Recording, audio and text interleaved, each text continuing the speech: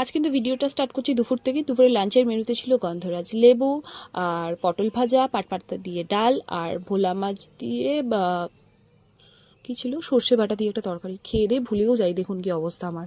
তো যাই হোক, তারপরে বিকেলের দিকে একটু আমি আর সুমন বেরিয়ে পড়েছিলাম। আর এখানে আমার অবস্থা দেখুন, হেলমেট তো ধরে থাকতে হচ্ছে। মাথা ছোট হলে যা হয় আর কি, মাথা ছোট কিন্তু বুদ্ধি ছোট একবারও বলিনি, ঠিক আছে। তো যাই হোক, তারপরে তো গিয়ে দেখি পুচকেরা টাকলু হয়ে বসে রয়েছে গরমের জন্য।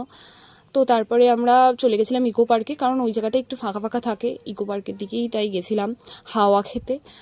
তারপরে তো ওখানে গিয়ে বেশ খানিকক্ষণ ঘোরাঘুরি করে নিলাম, আর ঘণ্টাখানিক ছবি তোলা হলো ওখানে। আর তারপরে একটুখানি ঘুরছিলাম এদিক ওদিক, ঘুরতে ঘুরতে তারপরে হয়ে গেছিলো আমাদের সন্ধে।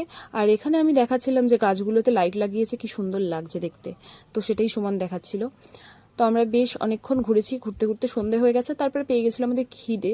তো আমরা ওখানে কিছু না খেয়ে আমরা ওখান থেকে বেরিয়ে চলে এসেছিলাম পাটুলিতে। ভাবুন আমাদের জাস্ট একবার অবস্থাটা, যে ইকো পার্ক থেকে পাটুলিতে, ঠিক আছে। তো পাটুলিতে গিয়ে আমরা এখানে নিয়ে নিয়েছিলাম ফিশ ফ্রাই আর মোমো ছিল, আর একটা কিছু ছিল, যাই হোক সেটার নাম মনে নেই, সেটা স্বাভাবিক। আর শুক্লা এখানে যেটা ফু দিয়ে খাচ্ছে সেটা কিন্তু অন্য চা নয়, সেটা কিন্তু মোমোর স্যুপ।